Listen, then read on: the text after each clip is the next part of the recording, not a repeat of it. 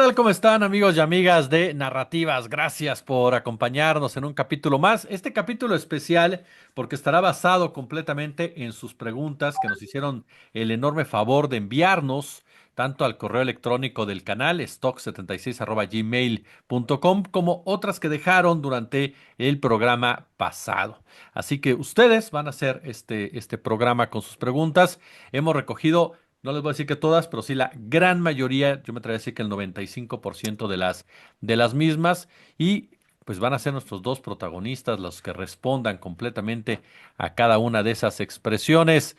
¿Qué les preguntaron ustedes? Pues bueno, pues hay de todo y no se vale decir que no. Mi querido Ricardo Valderas, ¿cómo estás? Querido Jesús, bien y de buenas, ya aquí disfrutando de casi el último Narrativas del año. Te mando un gran abrazo, querido Federico.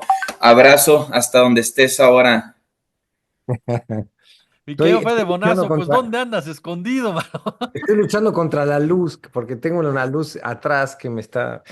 A ver si ahí estoy mejor. Oigan, qué gustazo saludarlos. Yo estoy fuera de nuestras fronteras, acá de visita en el vecino país de Canadá. ¿Te invitó Justin Trudeau? Me invitó Trudeau a platicar con él, sobre todo a que lo orientara en cómo dejar de convertirse en tapete de Donald Trump. Entonces, estamos intentando asesorar al... Oye, no, por cierto, ya hablando en serio, hay crisis política, ¿eh? Hemos aterrizado en un país que tiene crisis política, con una ministra que acaba de renunciar y con el Partido Liberal de Trudeau pidiéndole en voz baja o en voz ya un poco más alta, oye, córrete, compadre, porque así como vamos, perdemos contra la ultraderecha. Pues yo creo que ya no se va a levantar, te soy honesto, ¿eh? A menos que se aferre él al poder. Y O sea, vaya, pero yo creo que el próximo año pierde con los conservadores, ¿eh? exactamente. Pierde contra los conservadores. Incluso ya lo está alcanzando el tercer lugar, ¿no? Si no mal recuerdo. Por eso necesita moverse y necesitan renovar y encontrar una candidatura a tiempo que, bueno, pueda frenar a la ultraderecha, que también aquí en Canadá existe, por supuesto. Claro. Bueno, pues a ver, vamos a empezar con esas preguntas, ¿no? Voy a comenzar contigo, mi querido Ricardo Valderas. Y pues vamos a comenzar con una pregunta que te hace la gente de manera muy clara y muy enfática. ¿Jesús Escobar es grandioso? Yo sé que sí, pero bueno, vamos a pasar mejor a la siguiente. La primera pregunta que te hizo la gente, mi querido Ricardo, es ¿cómo calificas al gobierno de Enrique Alfaro? Es lo que pregunta, una de las preguntas que lanzó la gente, sabiendo que tú eres originario de Jalisco. Creo que lo más relevante que podemos decir del gobierno de Alfaro es que el centro de Guadalajara quedó precioso. Eso es una realidad. Pusieron un adoquín nuevo en la avenida principal, la avenida Alcalde. Hay obras de arte callejero con intervención interesante. La gente ha adoptado un centro peatonal de una manera positiva. Y del otro aspecto, bueno, nos deja con el estado con más desaparecidos del país. Yo creo que no se puede decir mucho más que eso. Es un gobierno fracasado en materia de seguridad. Es un gobierno que no tuvo consecuencias luego de la penosa declaración del propio gobernador donde aseguraba que el cártel Jalisco Nueva Generación estaba infiltrado en la Fiscalía General del Estado de Jalisco. El fiscal nunca renunció por ese motivo, aparentemente, o lo que nos mandó a decir el gobernador fue que salía por cuestiones de salud. Sin embargo, la fiscalía sigue intacta y es la fiscalía que, palabras del gobernador, estaba tomada por el cártel Jalisco, lo cual podría explicar bastante bien, o por lo menos de manera amplia, el fenómeno de los desaparecidos.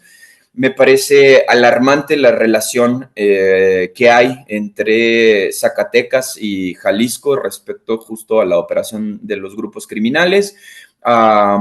Crecieron las estafas, creció la violencia, a diferencia del gobierno federal que, eh, como comentamos en uno de los programas, ha ido disminuyendo, quizá no como creemos, pero los indicadores ya no van a la alza, lo cual es relevante por lo menos. No me atrevería a decir que cambie absolutamente nada, pero podemos ponerle el foco en una estrategia que por lo menos no ha empeorado las cosas, a diferencia de donde llega Enrique Alfaro. Cuando estuvo en Tlajomulco de Zúñiga, apareció el municipio en donde más metanfetamina se producía en el país. llega a Guadalajara con unas finanzas increíbles y lo deja como uno de los municipios más endeudados del país. Y después en su gobernatura, pues deja a Jalisco como el estado con más desaparecidos del país. Parece que es una competencia de lo malo. Yo así calificaría el gobierno de Enrique Alfaro. Voy a juntar primero las de corte más político o profesional, queridos, y después les voy a soltar las personales. ¿Les parece bien? Para que vayamos como que en esa Muy línea. bien. Perfecto. Querido Federico Bonazo, ¿eres integrante de Morena o algún día fuiste integrante de Morena? No, rotundamente no, no soy, soy militante de izquierda. Me metí en todo este embrollo de las mesas de análisis y las redes sociales porque considero que había que defender el proyecto que encabeza como partido Morena y que encabezó a partir del 18 ganando la presidencia de la República, pero no soy militante con credencial de Morena y creo que más puedo ayudar yo desde afuera que desde adentro. Así que la respuesta es no. Querido Ricardo, ¿en qué nivel se encuentra el periodismo de investigación? Estamos en una etapa explorativa. Desaparecieron, esto es una realidad.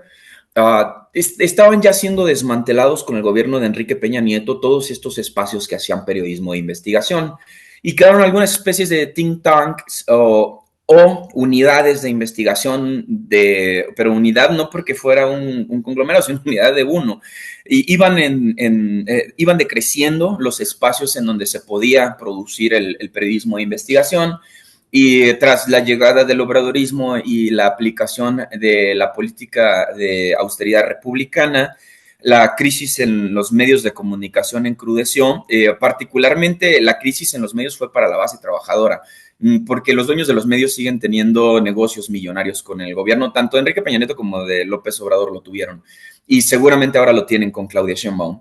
El problema es que esto, justo otra vez volvemos a la explicación del goteo, no, no llega a las bases trabajadoras, se queda encapsulado y lo que sí lograron los últimos 12 años fue desaparecer estos espacios. Hay algunos esfuerzos como Quinto Elemento Lab que me parecen sumamente valiosos. También está la unidad de investigación del Universal, que también tienen trabajos increíbles. Evidentemente, donde yo trabajo, tratamos de hacer en la medida de lo posible la mayor cantidad de periodismo de investigación, pero ya nos reservamos a espacios que meramente viven de oficinas de cooperación internacional, como es el caso de Quinto Elemento Lab, Mexicanos contra la Corrupción, Poder, que digamos su esquema de trabajo es más o menos similar. Sin embargo, pues debilitado ante la falta de opciones para la base trabajadora para generar nuevos proyectos debido al empobrecimiento de la base trabajadora de todo el país. Es decir, ahora mismo es muy difícil, debido a cómo se empobreció a la base trabajadora, pensar en un periodista emprendedor. Hay muy pocos casos y casi siempre el reto principal en México es la sostenibilidad financiera, debido a que tenemos esta discusión respecto al el recurso, ¿no? ¿Cómo manejamos el recurso de los medios de comunicación? La gente, cuando recibes publicidad oficial, te dicen vendido del gobierno; cuando recibes de empresas privadas, te dicen vendido de las empresas; y cuando recibes de oficinas de cooperación internacional, te señalan por intervencionista, como es mi caso. Tengo todo el tiempo mensajes que trabajo para el gobierno alemán, porque tengo algunos contratos con el gobierno alemán para hacer periodismo de ¡Lo investigación. sabía! Entonces, esto hace que la gente tenga esta discusión, pero me parece relevante. Me parece que esta discusión nos va a ayudar para poder llegar colectivamente a la mejor manera de hacer periodismo. Querido Federico, ¿por qué Andrés Manuel López Obrador no investigó a Enrique Peña Nieto? Yo creo que fue una decisión política mucho antes que jurídica, que el presidente decidió no confrontarse con figuras de una estructura de poder, por más enemigas que hayan sido de él, tanto personalmente como políticamente, porque no podía abrir todos los frentes de combate. Cuando uno toma el control de un estado y sobre todo de un estado tan lastimado, disminuido como fue el Estado mexicano cuando él lo tomó y como sigue siendo por culpa de décadas de destrucción del Estado, que de eso se ha tratado el neoliberalismo, no se pueden dar todas las peleas al mismo tiempo. Tú tienes que decir, bueno, ¿cuáles son las peleas claves que yo quiero dar durante el periodo que me toca gobernar? Porque si abro todos los frentes me voy a debilitar. El presidente en su talento, el expresidente en su innegable talento político, dijo, esta no la quiero dar, que es muy parecida a no darla con otros poderes fácticos o del mismo Estado mexicano, pero contrarios a lo que eran las banderas principales del obradorismo y la 4T, que es el caso de los crímenes ocurridos en época de la represión.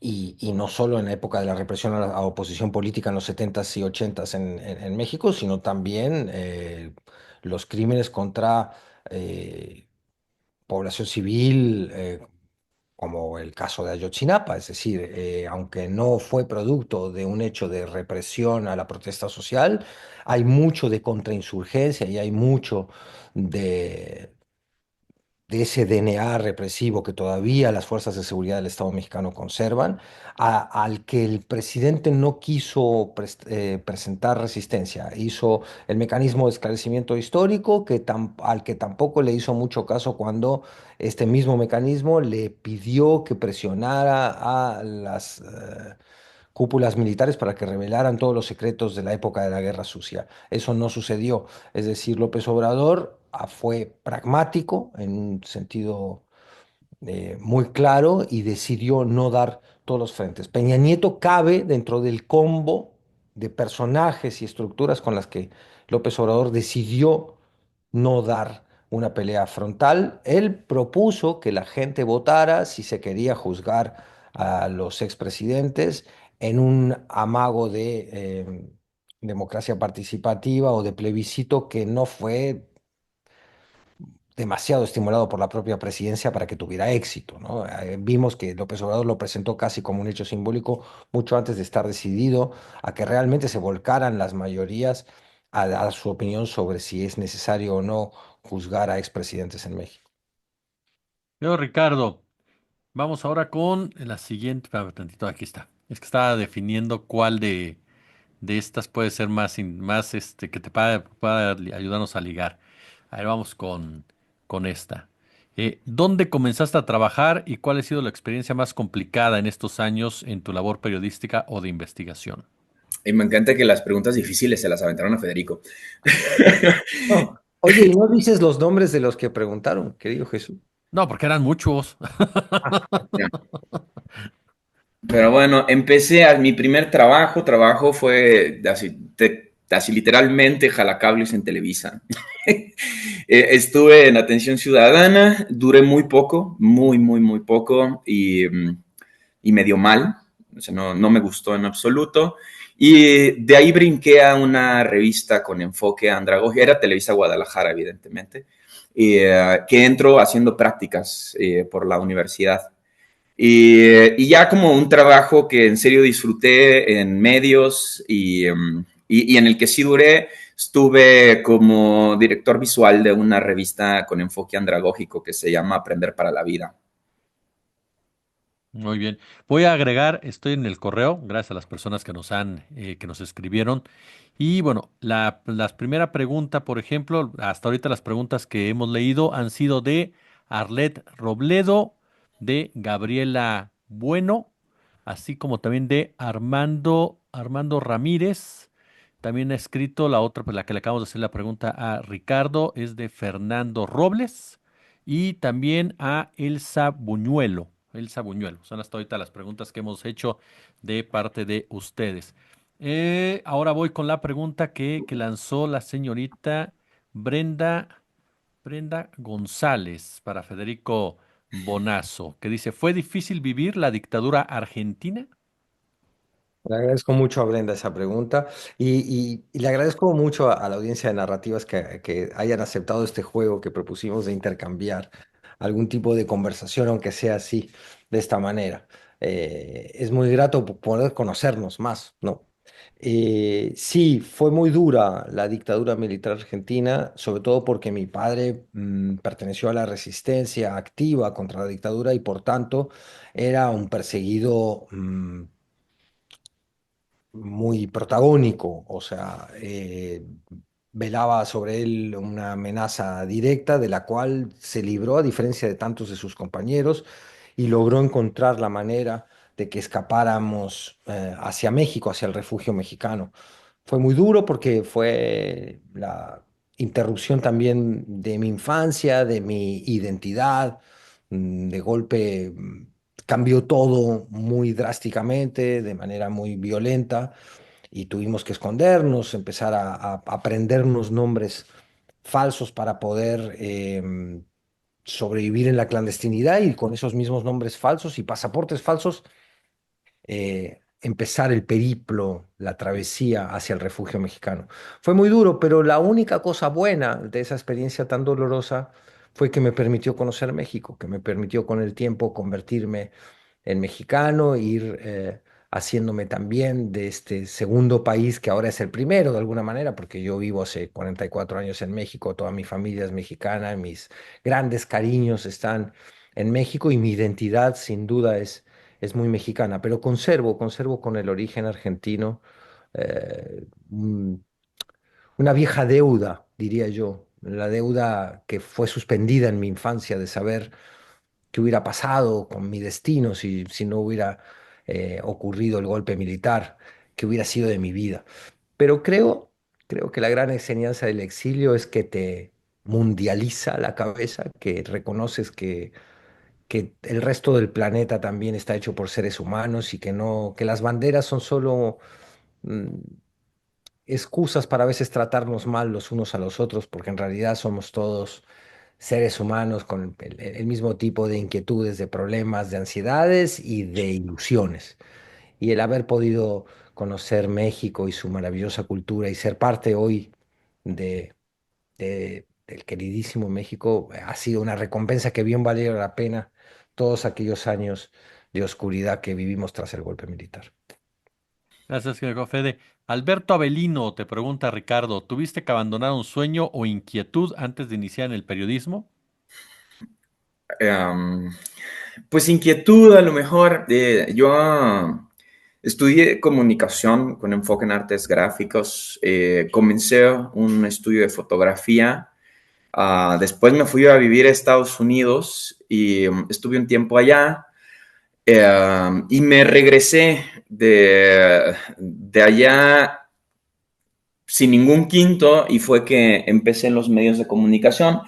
La inquietud por las artes gráficas de ahora lo interpreto más bien como una pasión y no es la única. Quiero habitar ese espacio en donde se pueden hacer varias cosas y creo que está bien. Al mismo tiempo, en la infancia, mis padres se empeñaron y dedicaron mucho tiempo, dinero y esfuerzo en que fuera un atleta de alto rendimiento. Estuve compitiendo en natación. De hecho, tengo algunos trofeos por velocidad. Y después el tiempo y las ganas se fueron y ahora no camino una cuadra ni aunque de eso dependa mi vida, pero trato de mantenerme en forma, me gusta mucho el deporte, todos ellos, me gusta jugar fútbol, no me gusta verlo, me gusta nadar, no me gusta ver ni clavados ni natación, soy más un hombre de acción. Más un hombre de acción. Oye, te pregunta Elba Maya, mi querido Federico, que aparte te pone Federico Buenazo. Te va a- Merecido él. ¿Cuándo comenzaste a tener participaciones como analista y en qué medio o medios de comunicación?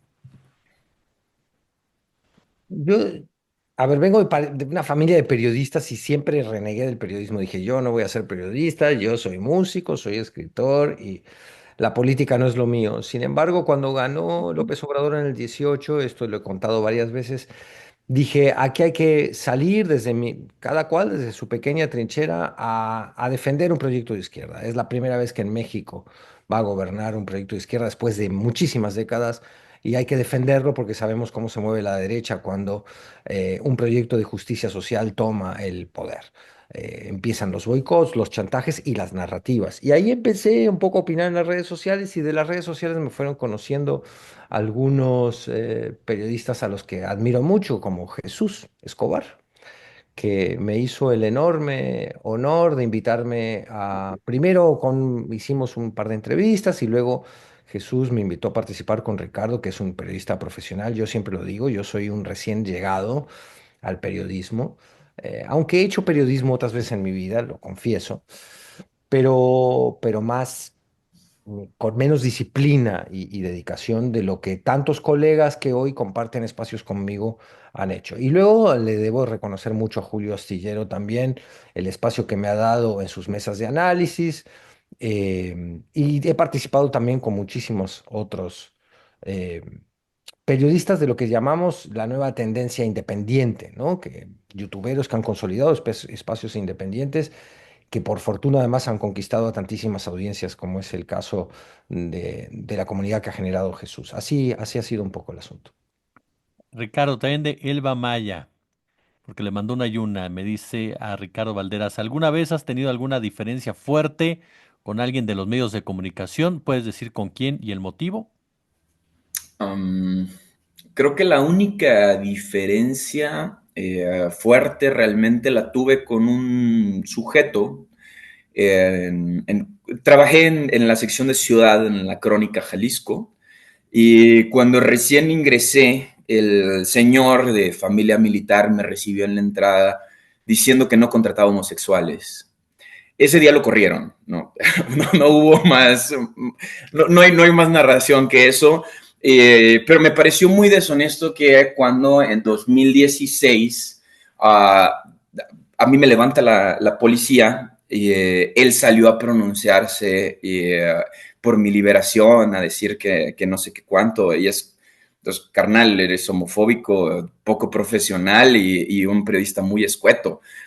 No tienes voz ni voto para estar presente. Hubo una especie de confrontación pública que terminó en un cada quien por su lado. Al momento ya no volví a saber de él, ni él de mí, pero es la única desaveniencia que he tenido. Oscar Sarabia pregunta a Federico Bonazo, ¿qué es lo que destaca más de México? ¿Su vida cultural, su vida política? ¿Qué destacas tú de México en materia cultural? Dice Oscar Sarabia. Gracias, Oscar, por la pregunta. Muchísimas cosas, pero la potencia cultural de México creo que es lo que más destaco. Enamora esa potencia cultural al que llega. Nunca olvidaré lo que fue mi primer contacto con la salsa verde y los tacos, por ejemplo. Dije, ¿qué es esto? Se me abrió el encéfalo. Dije, ¿a qué mundo he llegado? Maravilloso. Y luego algunos sabores que al principio costaban hoy son indispensables, ¿no? Lo que más extraña a cualquier mexicano, creo, cuando sale del país es la comida, ¿no? Y porque además es de alguna manera irreproducible en otros lugares. Yo no sé por qué, pero no hay buenos restaurantes mexicanos en Canadá, ni en Estados Unidos, ni en Buenos Aires, ni yo he probado en Madrid también intentos fallidos de tacos al pastor, ¿no? Que te los cobran $30 el taco y es una porquería seca. La potencia cultural de México, su música, su literatura, su poesía. Yo me siento orgullosamente parte del movimiento de rock en español que se generó en México a finales de los años 80 con mi grupo El Juguete Rabioso. Aunque vengo de otro origen, llegué muy chavito aquí, yo tenía 10 años cuando llegué, entonces, bueno, eh, cuando, cuando me dicen, bueno, tú eres parte del rock mexicano, siento un enorme orgullo en el corazón. Yo siento que tenemos ahí con El Juguete Rabioso un pequeño espacio en ese gigantesco movimiento y sobre todo luego en lo que fue el apoyo a las reivindicaciones de los indígenas chiapanecos y al zapatismo en los noventas. Ahí el Juguete Rabioso con otras bandas tomó una postura política muy decidida. La potencia cultural de México, eso es lo que más destaco. Eh, y, y que crece además y que siempre sigue en la vanguardia de tantos movimientos, ¿no? La escuela pictórica mexicana, por ejemplo, ¿no? Es el arte que se ha hecho en este país, es orgullo ha tenido un impacto siempre mundial. A ver, esta otra pregunta es de A ver, ya lo perdí. Aquí está, aquí está. El señor Andrés Rubalcaba. Muchas gracias a don Andrés Rubalcaba, que le pregunta a Ricardo Valderas sobre su situación personal. Le dice, ¿tienes pareja? ¿Estás casado? ¿Piensas casarte con él? ¿Qué opinas del matrimonio entre personas del mismo sexo? Solo hablaré en presencia de mi abogado.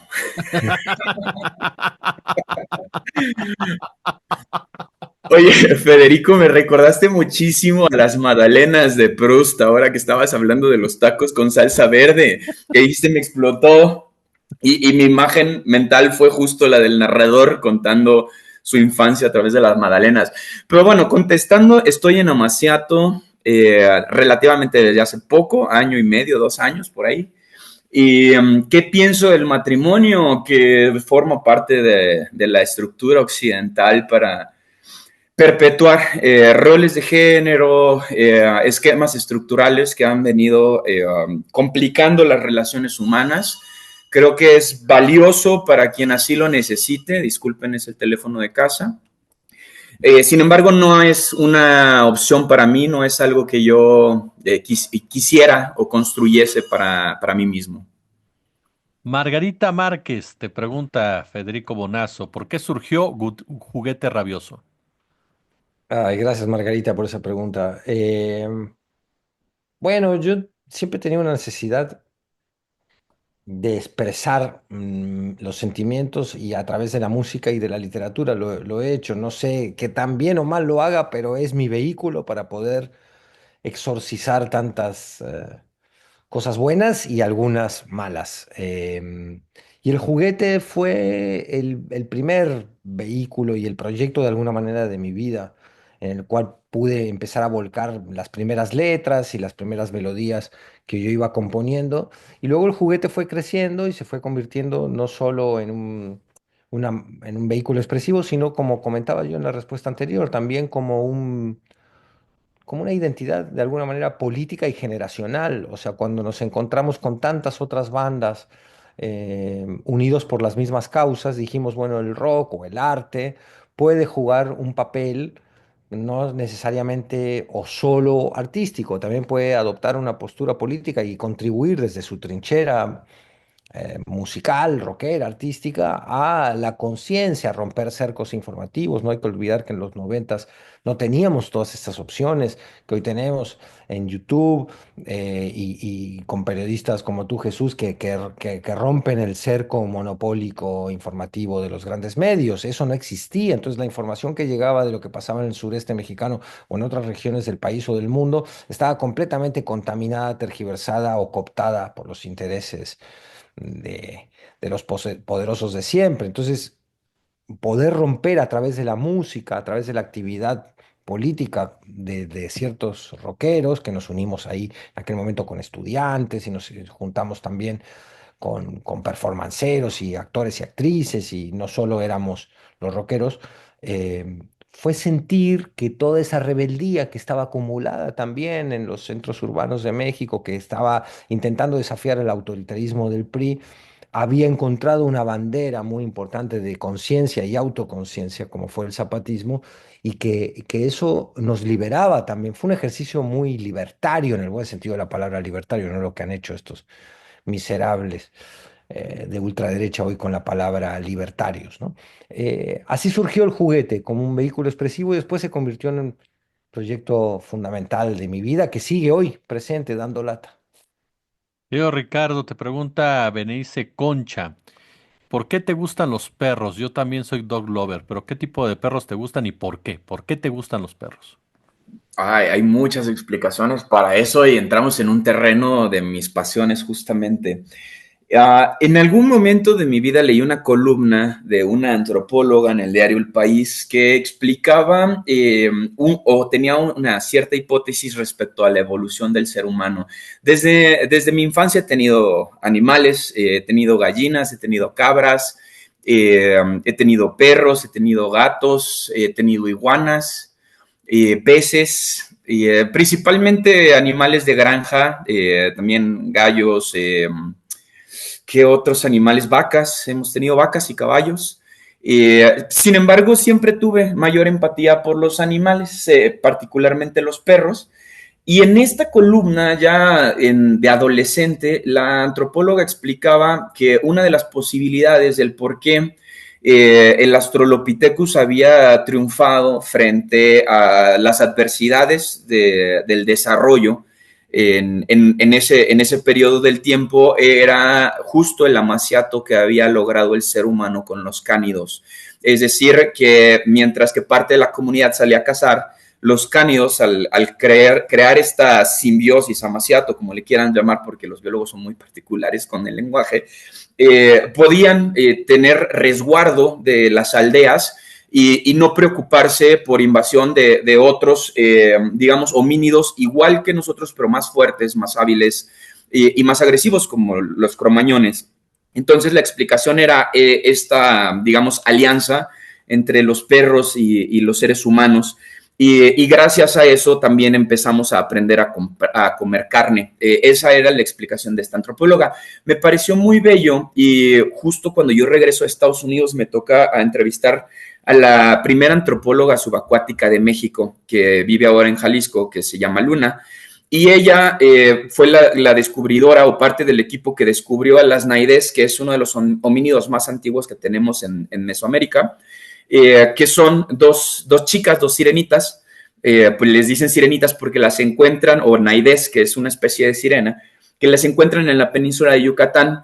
Y cuando la estoy entrevistando para esta revista, justo las que les platicaba hace un momento, ella me comenta que pues también tiene mucho interés en los cánidos y yo le platico la historia de la columna que encontré en el diario El País. No la he vuelto a ver, por cierto. Y me dice, es muy bella esta historia, más allá de los elementos científicos que se requieren para llegar a una conclusión, porque resulta que a las naides, a estas niñas que encuentran en la península de Yucatán, las encontraron justo con sus perros. Y entonces, pues tenemos ahora por lo menos elementos para decir que no solo ocurre en el África contemporáneo del desarrollo de los homínidos o del principio de la humanidad, sino en todas sus etapas. Tenemos pruebas del contubernio entre los perros y los hombres como humanidad, no como género. De todos los periodos del tiempo están representados en el arte, están representados en la música. Recordemos estos perritos que dibuja Diego Velasco en las meninas. Es decir, no es una pasión solo mía, es una pasión de la humanidad por generar este vínculo y esta sensación que te genera el poder comunicarte con un ser más allá del lenguaje. A mí me parece fantástico y creo que el contubernio más profundo que he tenido en mi vida ha sido con los perros. Por eso me gustan tanto. Don Alberto Avelino también le pregunta a Federico, le dice, ¿tienes en la música clásica algún superhéroe? ¿Y por qué? Me refiero del Renacimiento al siglo XX. Sí, sí, tengo varios. Decir uno solo me va a doler, pero si tengo que decir uno, le entro al juego porque a mí me gustan esos juegos.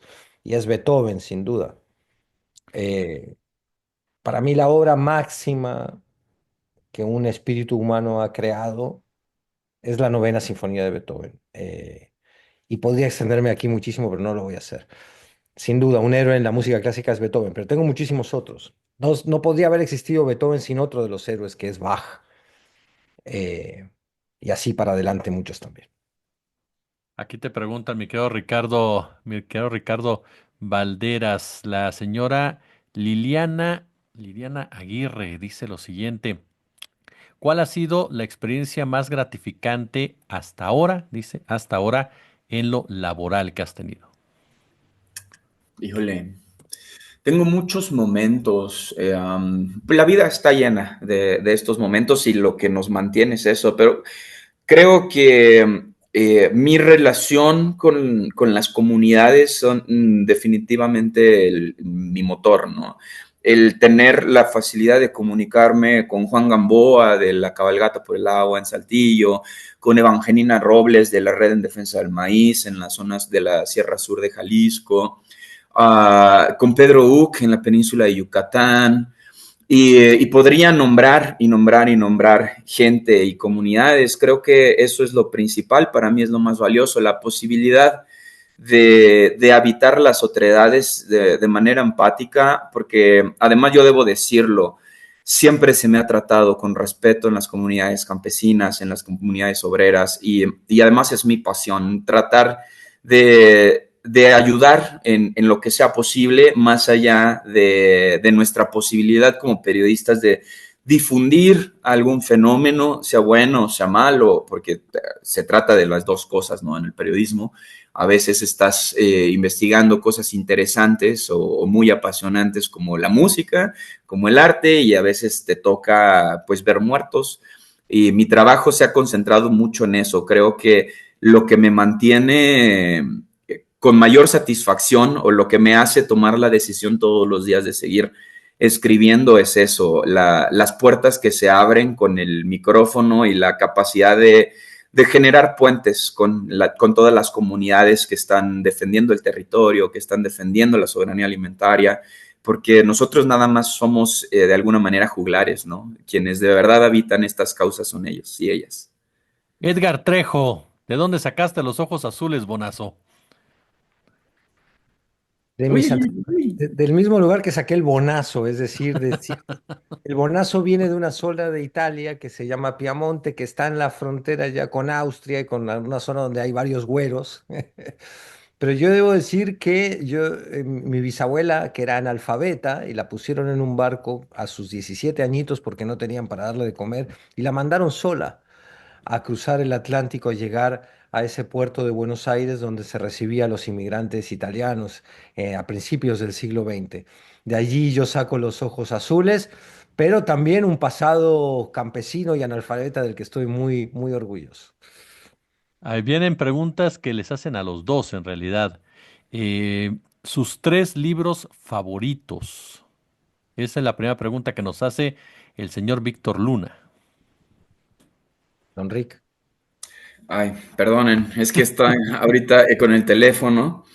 Mis tres libros favoritos. Bueno, estoy releyendo Momo, del autor de La Historia Sin Fin. Es una historia muy bella, me encanta. Con temor a sonar simple, El Principito de Exosperi. De hecho, tengo la versión en braille, aunque no sé leer braille, por lo mucho que me gusta principalmente el personaje del zorro. Y evidentemente Pedro Páramo de Juan Rulfo, que está en mi corazón en el top número uno, y no ha habido ni habrá en el corto plazo un escritor tan talentoso como Juan. Fede. Me quitaste Pedro Páramo. A ver, hablando de ficción, porque libros de divulgación científica que han marcado mi vida, podría mencionar muchísimos. Ya la gente de narrativas lo sabe. Hablando de novelas de ficción o de libros de cuentos de ficción, porque también dejaríamos a la poesía de lado. Yo tengo que decir La Metamorfosis de Kafka, sin duda, que es el gran antecesor Kafka de todo esta literatura maravillosa del absurdo también y simbólica que surgió en Latinoamérica durante el boom, del cual forma parte el libro más importante para mí, incluso más que Cien años de soledad, en esa nueva escuela que surgió en Latinoamérica fue el de Rulfo, por supuesto.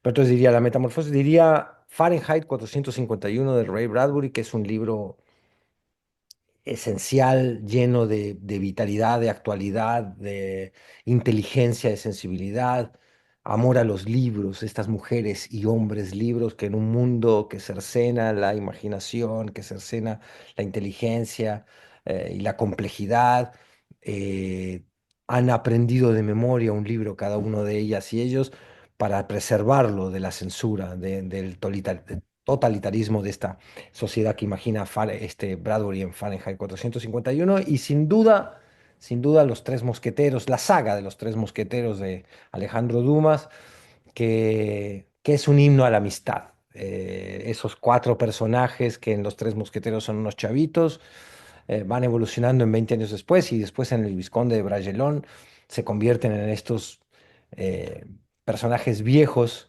Y yo en todas las etapas de mi vida me he ido identificando con el D'Artagnan joven, el D'Artagnan, el adolescente, el joven, el adulto e incluso el viejo. Hay todo un universo de sensibilidad, inteligencia y un himno a la amistad encerrada en esa saga de los mosqueteros de Dumas.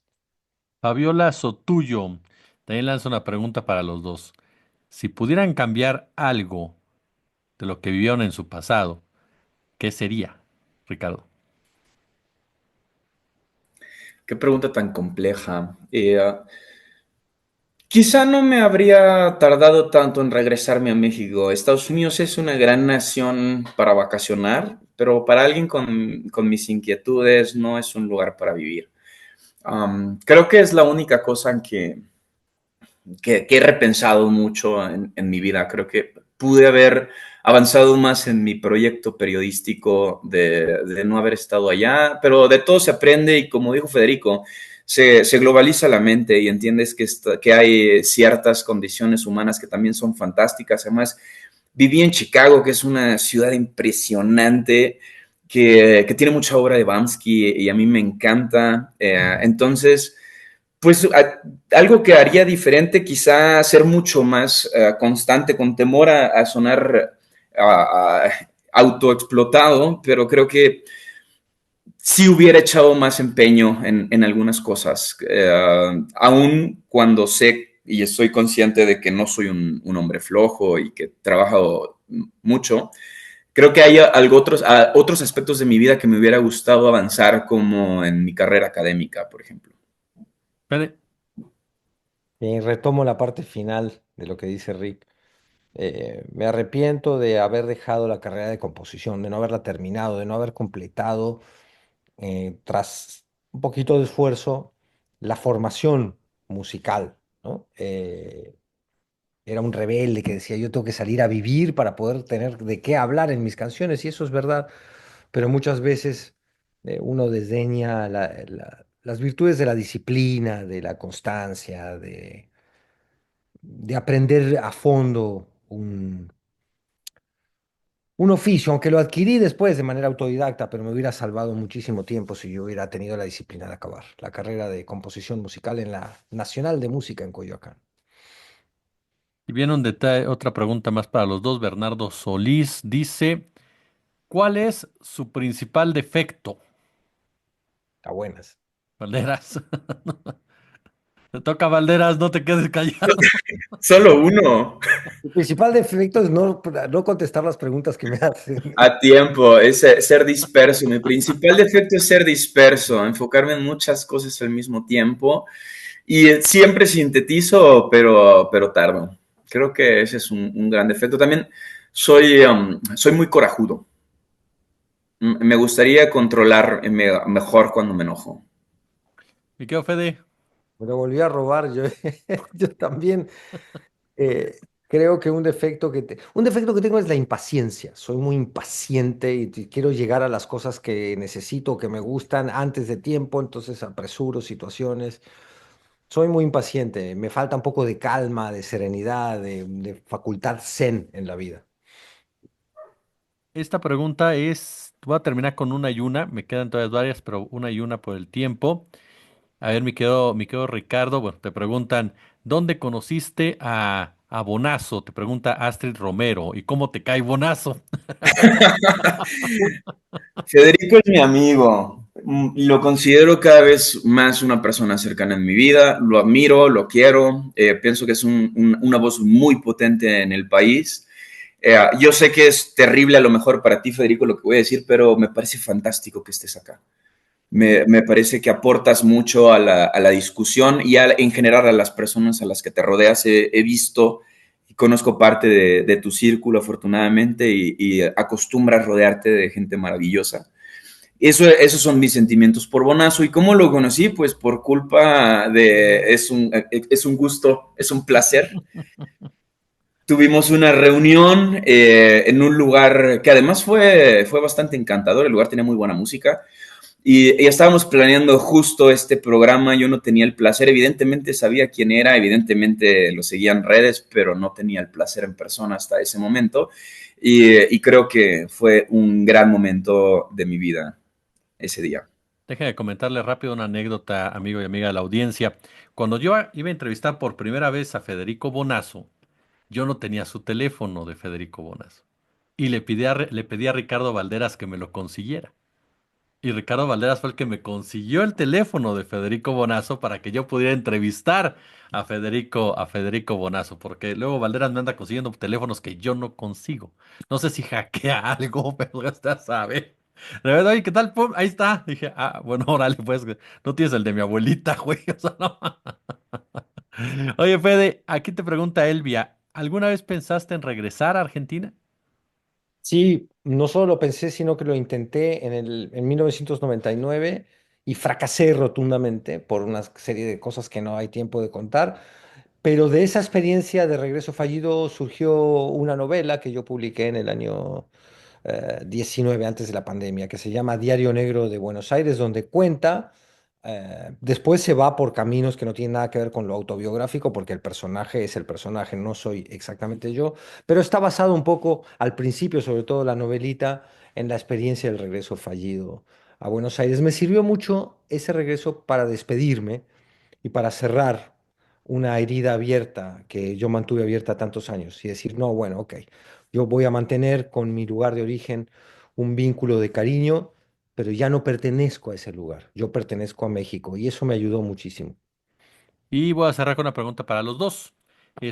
Norma Solís pregunta, ¿han sido censurados al Ricardo en el ámbito periodístico, Federico en el ámbito musical? Híjole, sí, evidentemente. Pero la censura tiene, digamos, muchos espacios, muchas dimensiones y muchas maneras de ocurrir. Desde por ejemplo, me movían constantemente de fuente cuando vivía en Jalisco, pasé un tiempo en Congreso, luego gobierno del Estado. La manera era de censurar en ese momento era esa. Después se volvió más agresiva y la manera de censurar era si tú aparecías en un medio de comunicación, quitaban la publicidad oficial. De hecho, hay una anécdota ahí con Rafael Rodríguez Castañeda que de verdad fue un gran aliado en proceso respecto a ese tema y el gobierno de Enrique Alfaro. ¿No? Parece que es una práctica común que los gobiernos usen la publicidad oficial para amedrentar a periodistas y a medios de comunicación. Sí, sin embargo, tengo esta inquietud siempre porque las cosas salgan y aprendes trucos. Entonces, si no te lo publican en un lado, públicalo en el medio al que no ha recibido publicidad oficial y punto. La censura ocurre, pero tú la brincas, aprendes estos trucos y nunca les va a alcanzar el dinero para callarte. ¿Y qué, Fede? Sí, muchas veces con el juguete rabioso nos sacaron a patadas de la discoteca Rockstock por una letra que teníamos de una canción del temblor y luego nos censuraron también por nuestras letras en muchas estaciones de radio y nos lo decían, no podemos pasar tu canción porque tiene este tipo de letras. Y luego hubo un tonto muchísimos años después que en Twitter me confesó que yo le caía muy mal y por tanto me había censurado explícitamente. Él no se daba cuenta de que lo que estaba confesando es que había censurado el juguete rabioso por razones completamente arbitrarias. Sí, lo he vivido, pero también, como dice Rick, hay que resistirla a la censura y hay muchos tipos de censura. La peor de todas es la autocensura. Nunca autocensurarnos, saber expresar, tener el coraje de expresar lo que sentimos y lo que pensamos, aunque a veces podamos cambiar de opinión, porque bueno, uno no es ni perfecto, ni sabelo todo, ni tiene la verdad última. Es muy importante siempre que saber reconocer aquí la regué, esto estuvo mal dicho, mal expresado y he cambiado de opinión. Ahí tiene usted, amigo y amiga. Les agradecemos de entrada, por supuesto, que se hayan tomado el tiempo de elaborar las preguntas. Sí, los reconozco públicamente, dejé fuera algunas porque fueron bastantes y no nos iba a dar el tiempo del programa como tal. Pero ahí tiene la gran mayoría de las preguntas que ustedes nos hicieron llegar. Muchísimas gracias de verdad por tomarse el tiempo. Y muchas gracias a ustedes, querido Ricardo, querido Federico, por la honestidad al momento de responder. Ya fue, no fue tan difícil, Ricardo, no pasó nada. Sigo esperando a mi abogado. Un abrazo, querido Jesús, querido Federico. Nos vemos, ya casi cerramos el año. Mi querido Fede. No, muchas gracias a ti, Jesús, Rick, por este espacio. Yo la pasé muy bien. La verdad es que me gusta mucho estar en comunicación así, un poquito más personal, como si nos hubiéramos tomado un café con alguna de las personas que nos hacen el enorme honor de ver narrativas los sábados. Muchas gracias a la gente que hizo las preguntas y a las que vieron este programa. Ahí lo tiene usted como siempre, un gusto y como siempre un verdadero pero verdadero placer. Póngale like, póngale pulgar arriba a Narrativas. Gracias, muy pero muy buenas tardes.